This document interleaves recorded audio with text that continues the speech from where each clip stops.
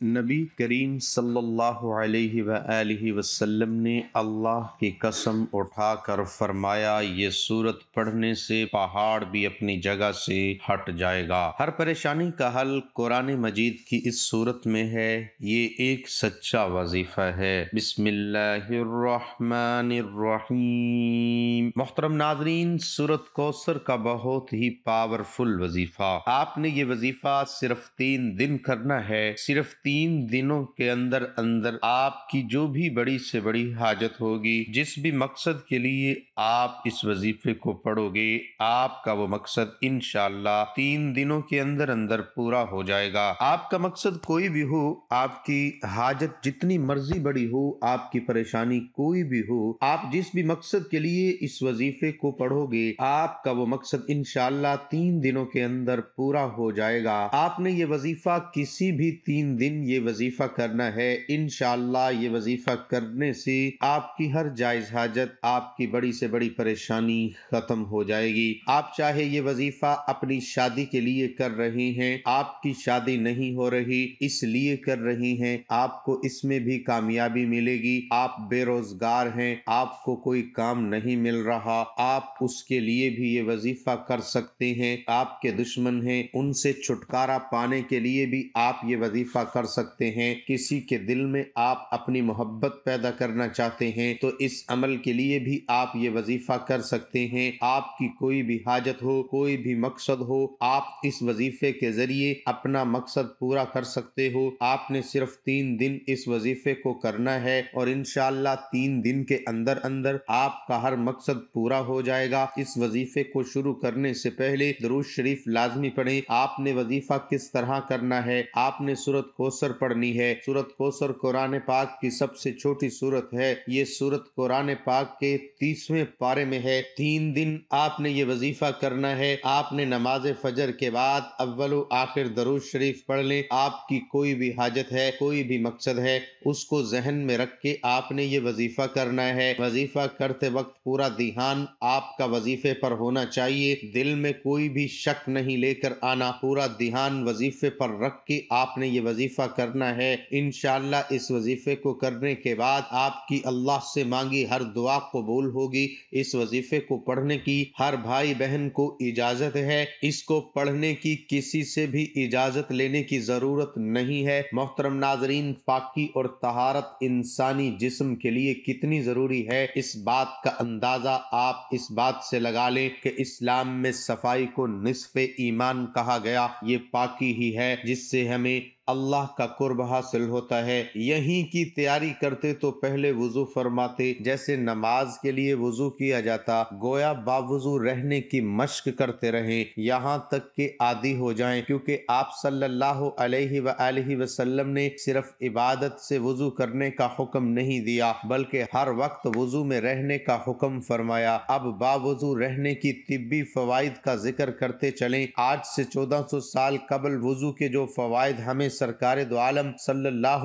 علیہ وآلہ وسلم سے ملے، آج سائنسدان طویل تحقیق کے بعد اس نتیجے پر پہنچے ہیں کہ وضو کے ارکان سے انسانی صحت پر کتنے خوشکن اثرات مرتب ہوتے ہیں۔ جب ہم کلی کرتے ہیں تو ہمارے منہ میں موجود سارے وہ جراثیم جو دانتوں یا اس کے ارد گرد چھپے ہوتے ہیں وہ ختم ہو جاتے ہیں اور معدے تک نہیں پہنچ پاتے۔ اسی طرح کلی کرنے سے منہ کی کئی بیماریوں سے ہم بچے رہتے ہیں۔ پھر جب ہم ناک میں پانی ڈالتے ہیں تو تحقیق کے مطابق ناک کی صفائی بھی ہو جاتی ہے، اندر موجود کئی جراثیم کا خاتمہ بھی ہو جاتا ہے اور سانس لینے میں بھی کبھی کوئی دشواری نہیں ہوتی۔ اس کے بعد جب ہم چہرہ دھوتے ہیں تو وضو کے پانی سے چہرے پر ایک خوشگوار تبدیلی رونما ہوتی ہے، وہ کھل اٹھتا ہے اور نورانیت برسنے لگتی ہے۔ اس کے بعد ہم دونوں ہاتھوں کو کہنیوں تک دھوتے ہیں۔ سائنس کی تحقیق کے مطابق نمونیا جیسی بیماری انسان کے ہاتھوں سے پروان چڑھتی ہے، اور جب ہم وضو میں ہاتھوں کو دھوتے ہیں تو دونوں ہاتھوں کی صفائی بھی ہوتی ہے اور نمونیا جیسی بیماری سے بھی بچے رہتے ہیں، جبکہ خون کی روانی بھی جاری رہتی ہے جو انسان کو دل کے دورے سے بچاتی ہے۔ وضو کے دوران جب ہم پاؤں دھوتے ہیں تو دن بھر کی پاؤں کی جمی گرد صاف ہو جاتی ہے،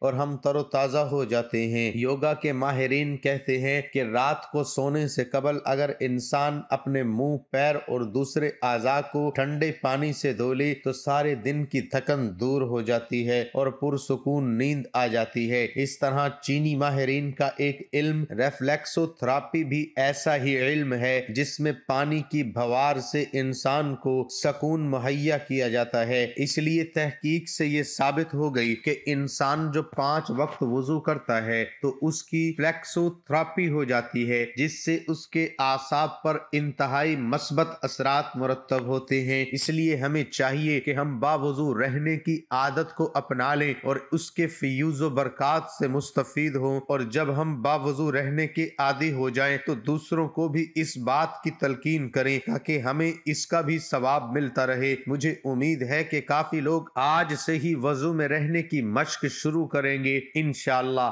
محترم ناظرین، اب چلتے ہیں وظیفے کی طرف۔ حضور پاک صلی اللہ علیہ وآلہ وسلم نے اللہ کی قسم اٹھا کر فرمایا کہ اس ذات کی قسم ہے کہ یہ آیات پڑھنے سے پہاڑ بھی اپنی جگہ سے ہٹ جائے گا۔ آج ہم آپ کو ایک ایسا عمل بتانے جا رہے ہیں جو قرآن پاک کی یہ بہت ہی پیاری سورت کی آیات کا ذکر ہے۔ آپ لوگوں نے پڑھ کر اپنی کسی بھی مشکل کے لیے، کسی بھی مراد کے لیے، کسی بھی پریشان ان آیات کو پڑھ لینا ہے، پریشانی کو دور فرما دے گا۔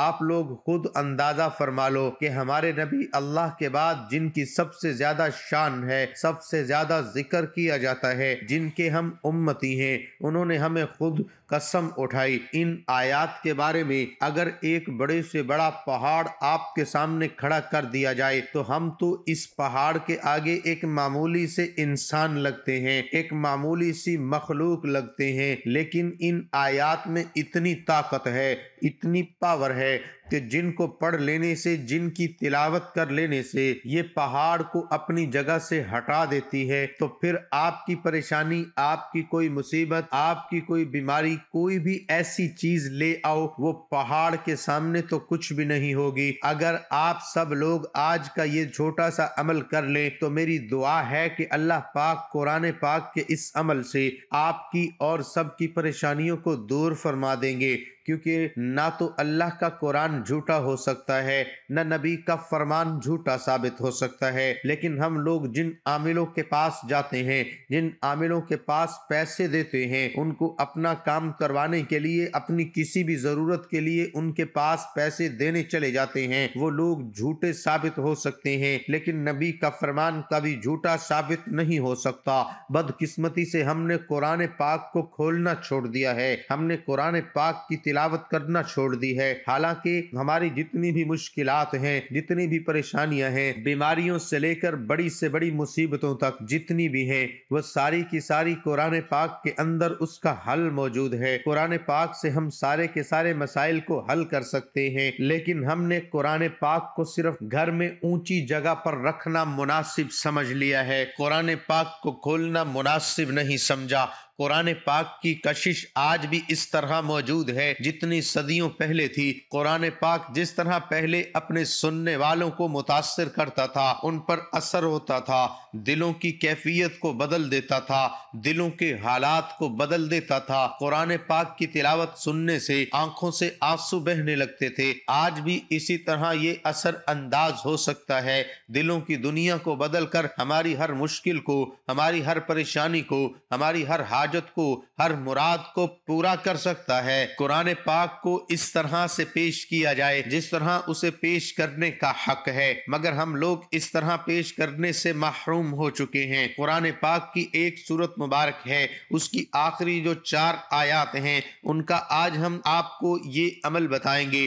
نبی پاک صلی اللہ علیہ وسلم کے ایک صحابی ہیں حضرت عبداللہ مسعود رضی اللہ تعالی عنہ، وہ راستے سے جا رہے تھے، ایک ایسی جگہ سے گزر ہوا، وہاں پر ایک شخص موجود تھا جو انتہائی سخت مرض میں مبتلا تھا، پریشانی میں مبتلا تھا، یوں کہہ لیں کہ وہ زندگی میں پریشانی کی وجہ سے بہت مایوس ہو چکا تھا۔ تو نبی پاک صلی اللہ علیہ وسلم کے صحابی حضرت عبداللہ بن مسعود رضی اللہ تعالی عنہ فرماتے ہیں کہ اس شخص کے کان میں انہوں نے یہ آیات پڑھ دی، جیسے ہی یہ آیات پڑھی وہ اسی وقت ٹھیک ہو گیا، تندرست ہو گیا۔ نبی پاک صلی اللہ علیہ وسلم تک جب یہ بات پہنچی تو آپ صلی اللہ علیہ وسلم نے فرمایا کہ تو نے اس کے کان میں کیا پڑھا تھا؟ تو وہ صحابی فرمانے لگے، عرض کرنے لگے، اے اللہ کے رسول صلی اللہ علیہ وسلم، یہ آیات مبارکہ پڑھی تھی۔ اسی وقت رسول اللہ صلی اللہ علیہ وسلم نے فرمایا، قسم ہے اس ذات کی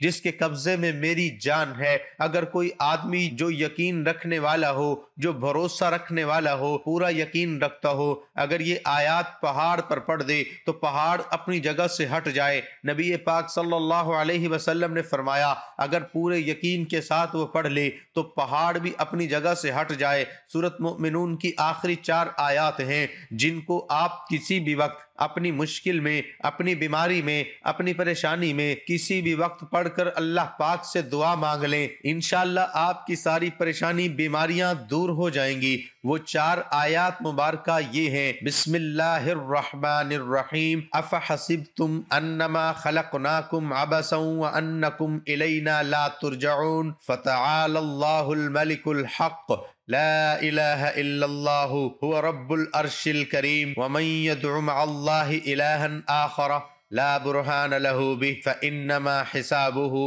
عند ربه انه لا يفلح الکافرون، وقل رب اغفر وارحم وانت خیر الراحمین۔ سورۃ مومنون کی یہ آخری 4 آیات ہیں۔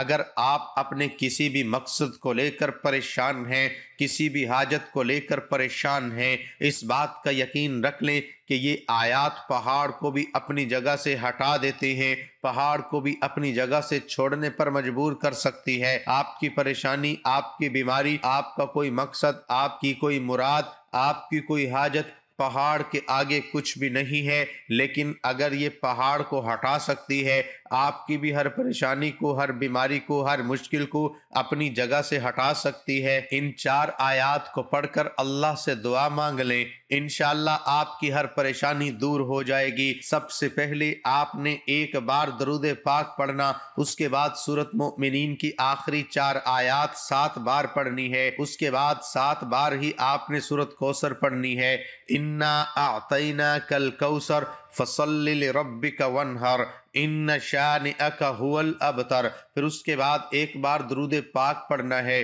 آپ کا عمل مکمل ہو جائے گا۔ عمل پورا ہونے کے بعد آپ نے اللہ پاک سے گڑ گڑا کر سچے دل سے دعا مانگنی ہے، اے پاک پروردگار، اپنے لطف و کرم سے ہمیں بھی ان لوگوں میں شامل فرما لے جنہیں تو ہدایت فرماتا ہے اور وہ صراط مستقیم پر چلتے ہیں، جو توبہ کرتے ہیں اور جن کی توبہ کو تو قبول کرتا ہے۔ اے اللہ پاک، ہماری اولاد کو آنکھوں اور دل کی ٹھنڈک بنا دے اور روزگار میں، دسترخوان میں برکتیں عطا فرما، جنت الفردوس میں حضور سرور کائنات صلی اللہ علیہ وآلہ وسلم کا ساتھ عطا فرما۔ اے اللہ، تو نے بے شمار نعمتیں عطا کی، اے اللہ پھر بھی ہم نے تیری نافرمانی کی، تیری نافرمانی کے ساتھ گناہوں کی زندگی گزارتے رہے۔ اے اللہ ہم پر رحم و کرم فرما دے، اے اللہ ہماری مغفرت فرما، ہمارے ماں باپ کی مغفرت فرما، اے اللہ ہمارے دوست احباب کی مغفرت فرما جنہوں نے مصیبت کی گھڑی اور ضرورت کے وقت ہمارا ساتھ دیا۔ اے اللہ ہمارے محسنین کی مغفرت فرما، ہم سے محبت رکھنے والوں کی مغفرت فرما۔ اے اللہ جن لوگوں نے ہم سے دعاؤں کی درخواست کی ہے، اے اللہ جو لوگ ہمارے لیے دعائیں کرتے ہیں، جو ہم سے محبت رکھتے ہیں، خداوند اپنے فضل و کرم سے ان تمام کی مغفرت فرما دے، ان کی دنیا و آخرت کی تمام حاجتیں پوری فرما دے۔ خداوند اپنے فضل و کرم سے ہمارے بیماروں کو شفا کاملہ عاجلہ عطا فرما۔ اے اللہ انہیں صحت و شفا عطا فرما۔ اے اللہ جو بے اولاد ہیں انہیں نیک اور صالح اولاد عطا فرما۔ اے اللہ ہماری اولاد میں صالحیت کے اوصاف پیدا فرما، آمین یا رب العالمین۔ ناظرین کمنٹ باکس میں اللہ تعالیٰ کے 99 ناموں میں سے ایک نام ضرور ٹائپ کریں۔ اللہ ہم سب کا حامی و ناصر ہو، آمین۔